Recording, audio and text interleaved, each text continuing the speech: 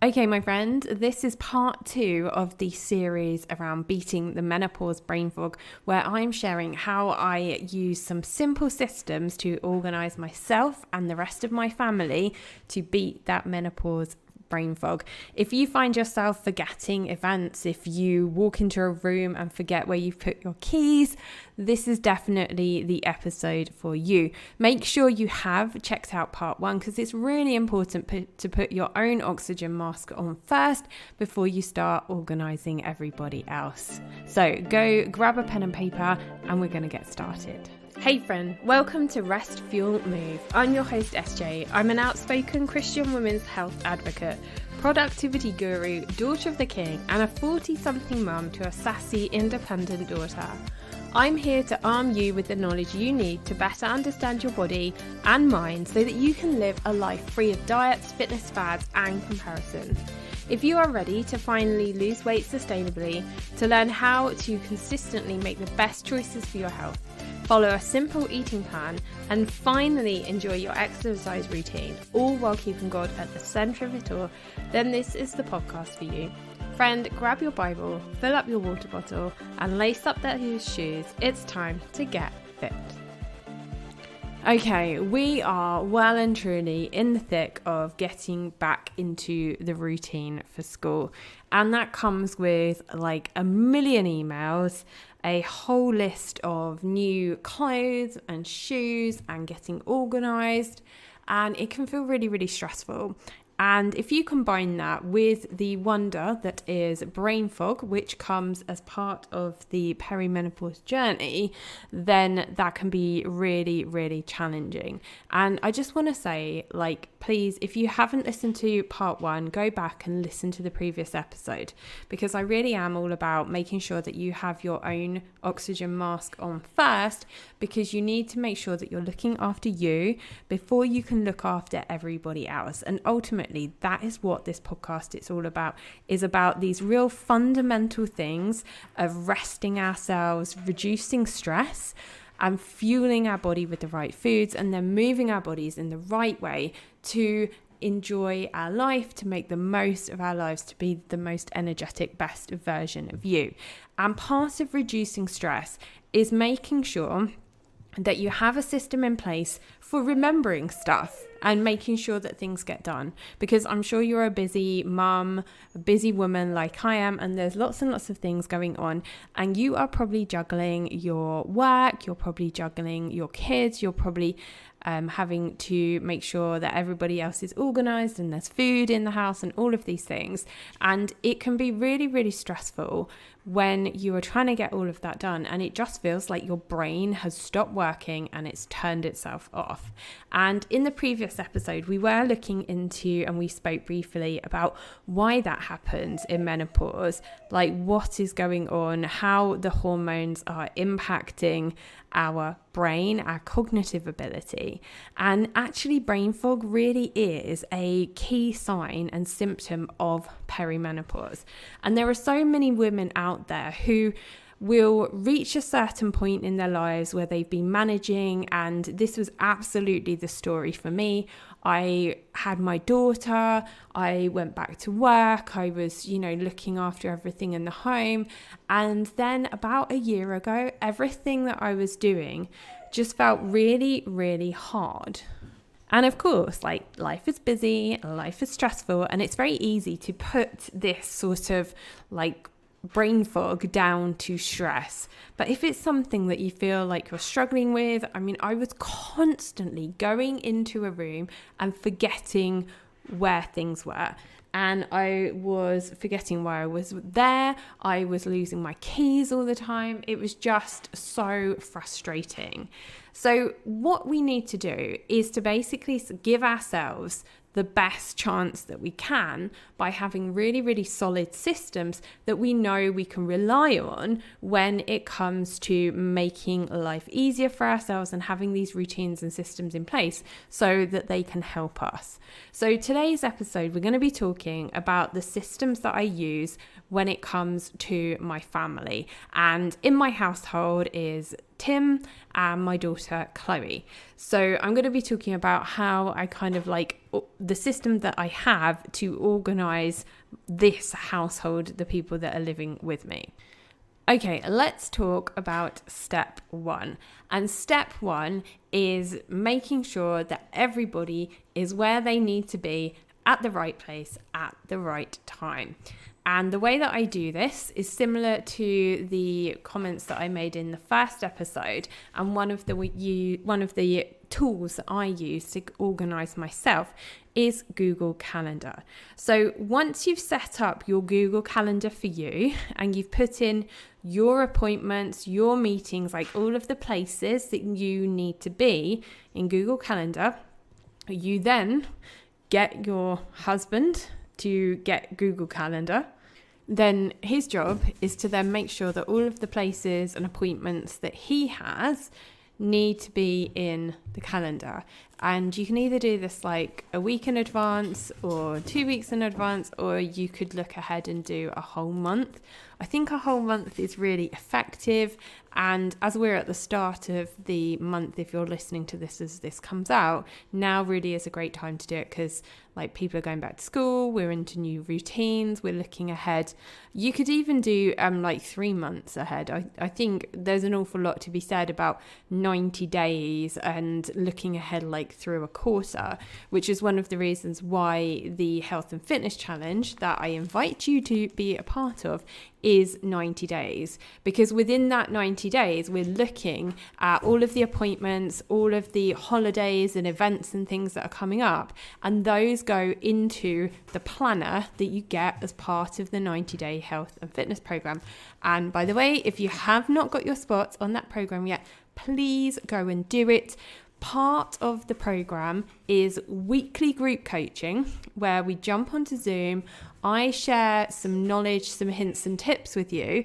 And then the other part of that Zoom call is doing some planning, looking ahead at what you've got going on and thinking about the goal that you have in mind for your health and fitness and how you're going to achieve that within your busy life, and finding, for example, the time for a workout or a walk, or, you know, making sure that you are getting enough sleep, for example. And those are the conversations that we have every week. And that is the accountability that helps you to then build those routines in your daily life so that you achieve success. Okay, let's go back to the organization. So your husband has got Google Calendar on his phone, his tablet, wherever he keeps it, and you guys link your Google Calendars together so that you can see what's going on in your world, and you can also see what is going on in his world. Now, the next thing that you need to do together, and I do say together because on the whole, as women, we take on the majority of the mental load of what is happening with our children. You know, like when school starts, when they've got the doctor's appointment, when they've got dentist appointments and that sort of thing. And I think it's really important when you are sitting down each month or weekly, however often you choose to do that, that your husband is involved in this process so that he knows when things are happening with the children as well. And by syncing your Google Calendars, he's going to be able to see the events that are happening for the kids, and you can allocate roles to each other. So if one of the kids has got a dentist appointment, depending on who is going to be taking your children to the dentist, or maybe it's like a school event or a party or some kind of like swim practice, you can figure out between you who's going to be taking on responsibility for which, you know, for transport to certain events, and you can then see that in one another's calendars. And we have found this in our household to be really, really effective because Tim can see what I'm doing. Like the job that I have outside of my work that I do with you guys is it can be quite varied, and I have to be sort of quite flexible. Sometimes I'm doing quite a bit of traveling, going to different locations and universities and things. So that's quite helpful for him to see what's coming up, and then we can also have a conversation about who's going to be doing like the school pickups and the school collecting at the end of the school day. And I think this conversation and communication really, really is key, so that your husband is sharing that mental load with you, because my friend, it is not just your responsibility to do all of it. It is communication, it's teamwork. And whether that is the fact that you are going to be doing all of the school runs or all of the pickups, but the fact is you've had a conversation about it, so your partner knows what is going on and they have an understanding of, you know, what's happening with the kids and when they're doing these things. Now, part of the 90-day health and fitness plan that I'm starting on the 2nd of October, please go and get yourself signed up for this, because I know it's going to be incredibly impactful for you. And part of this program is this planning, because you have got to make sure that you have got the space in your life for your health and fitness goals. Because so often, one of the main reasons why people are not successful when it comes to losing weight, for example, is because they're not making time in their diary to do the things that they need to do to achieve that goal. And this is why part of the 90-day program is using the planner, making sure that you are making the time that you need for your goal, and then also recording information like your water, tracking your sleep, doing your meal plans, like all of that goes on within the planner, the hardback spiral bound planner that you get as part of this 90-day program. Okay, now, if you are like me as well and you maybe work outside of the home, then you can also sync up your work calendar to this so that you can see your work calendar across your across your personal calendar if you want to. That's quite helpful. I don't do that because I know the hours, you know, when I'm sort of working, and I actually time block those in my planner, my working blocks, if you like. I don't put those into my Google Calendar. The way that I use my Google Calendar for us and for our family is very much about a place that you have to be at a certain time. So get your husband to get Google Calendar, synchronize your calendars, and then sit down, have a meeting together and figure out what is going on next week, over the coming 2 weeks, and even the month ahead. Okay, so that is step one, and that really is an important step in this process when it comes to communication and the systems that I have in place for making sure that my family are organized and I am not forgetting like key events and tasks and things like that. Next, step 2 that I have is a communication station in our kitchen. Now, you may have seen these perhaps on Pinterest and other places before. Some people call them like hubs. Some people call them like control centers, that sort of thing. So I call ours our communication station. And ultimately, all it is are 2 boards that I have purchased from IKEA. And if you're in my Facebook group or if we're friends on Facebook, come over, have a look at in the Facebook group, because I'm going to share some pictures of it within the Facebook group. But they're 2 boards which have been screwed onto the wall, and from there I keep the following things. I have a calendar that I hang up on this station, and that calendar is actually for my daughter. And on that calendar, I actually write down like key events and things that are happening for her. Now, she's 6 years old. She's at a point where she can read what I put on the calendar. So if it's like one of her friends' birthdays, I put that on there. I also put the time, because it's sort of starting to help her to understand and really be able to tell the time. I put if she's got like a swim lesson on there. And it's just a really really, really good thing for her to see so that she can kind of like identify like key dates that are coming. And it's also, if she is like looking forward to seeing somebody, it helps her to count the days until that event is happening. And it really does sort of help with literacy and numeracy without them really knowing. So kind of sneaky, that one. Now, also at this station is the place where I hang her backpack for her school. So it's easily accessible for her, so she can pick it up and put it down. And that is there so that she knows exactly that is the place where she puts her backpack. We also have a separate bag for her PE kit there on the station, and also a bag which has her dancing. She does ballet and tap dancing, so that bag is there with all of the stuff in it for her to grab as well.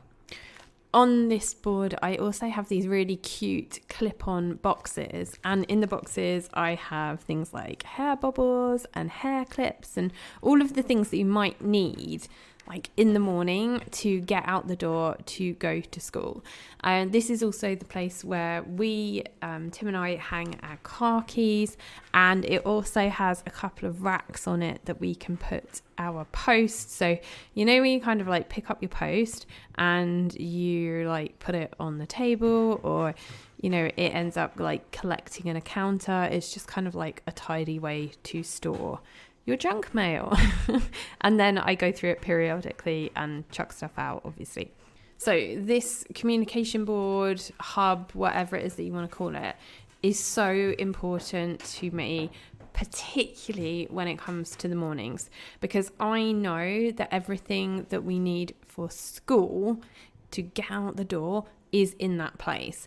And it is all of the school bags, all of the hair stuff, my keys. And this is the place where I put my keys. And I know, because I am so bad at losing my keys, that my keys are going to be there. Because what happens, and what is the part of the routine is, and this was something I was talking about in the previous episode, is that walk-through journey of finishing work or finishing school, coming home, walking through the door.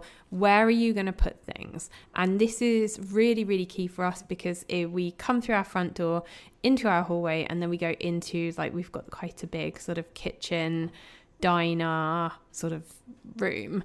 And this communication hub is on the wall, and everything gets hung on there. So you know that everything you need is there.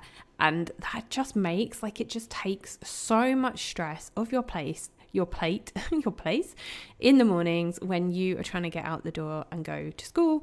And it really, really does help create this routine for your brain of knowing where things are without having to, like, panic. And ultimately, what we're doing is reducing stress. We're putting these routines and these systems in place to reduce stress, reduce cortisol, and help your body cope with this perimenopause journey so much better. And as I keep saying, this is what we talk about within this health and fitness challenge, because it isn't just about like eating the right food and doing the right exercise. It's about building these routines into your day-to-day life so that they are solid and so that you can build upon them and keep your stress levels nice and low, and you're not wasting time, which then gives you the opportunity to squeeze in that workout, to do that meal planning, to prep a really, really nice dinner for everybody. Go and get yourself signed up. The link is in the show notes. You're going to get a hardback copy of my 90-day health and fitness planner, and you can do all of your organizing, all of your routines, all of your tracking and everything in that book. It is just the best. Okay, now the third piece of this wonderful puzzle is having a to-do list, if you like, of things to do in the home that you need to maybe remember, or things that have run out. And the way that we do this is quite simple. I mean, you could use like apps on your phone, and I certainly use things like Asana when I'm at work. But I find the simplest way of doing this in our house is to get like a surface that you can use like a dry board marker on. And if something like gets finished in the cupboard, then that gets written as part of sort of like a shopping list. If there are jobs that need doing, things that need remembering, like somebody's birthday present, or, you know, like money for like the school trip or something like that, like you can like write those things on that board and you can wipe it off, and you can write lists for other people. That really is quite helpful in terms of remembering things that maybe need to be done in the house on a day-to-day basis, like errands and things that you might things that you need to like maybe go and do. Of course, you could use like some sort of app on your phone, or you could just use your notes, or you could use a pen and paper. I just quite like to use that because it's quite nice and easy, and we have all got in the habit of doing it. Okay, so I hope you found that helpful today. Those 3 steps in how to get yourself organized from part 1, and then today's episode part 2 of how to organize everybody else around you and make sure that everything is getting done. And I think really the key thing here is about communication. It's about finding a system that works for you and the rest of the members of your family, and being really, really key to remember that this is not all on you. Like, this is about teamwork. It's about everybody doing their share. And of course, if you've got older children, then it is their responsibility to remember things for school. And it is their responsibility to make sure that stuff gets put back in the right place and they know where it is. And, you know, it's not like being hard on them. It's just giving them a greater sense of independence and setting them up for success. Because I can guarantee, and I know this having been a teacher for 15 years working with teenagers, that if they want to be organized and they know that they have to be organized, they can actually do it. And it's just them often being a bit lazy and letting you carry the load for them when they could actually be doing it themselves. Okay, so all of that being said, I really want to remind you that this process is such a fundamental part of my 90-day health and fitness program. We're going to spend a lot of time talking about routines and systems to help you to be better organized at home so that you can make the space and the time that you need to be able to achieve that health and fitness goal. Because if you don't do that, you're not going to achieve the goal. Maybe it's weight loss, whatever that goal is. You're not going to be able to achieve that goal because you don't have the time to do it. Spaces on this group coaching program are limited because I want to make sure that everybody is getting the support and the help that they need. So please, if you have not got yourself registered and you feel this is an important thing for you to do, go and take that action. There is also a payment plan, so you can pay in 3 monthly payments. So make sure you go and snag your spot, and then I will be sending that planner to you in the post. Have an amazing day, my friend. Have a wonderful week. I am thinking of you. I am praying for you, and I look forward to connecting with you in the next episode.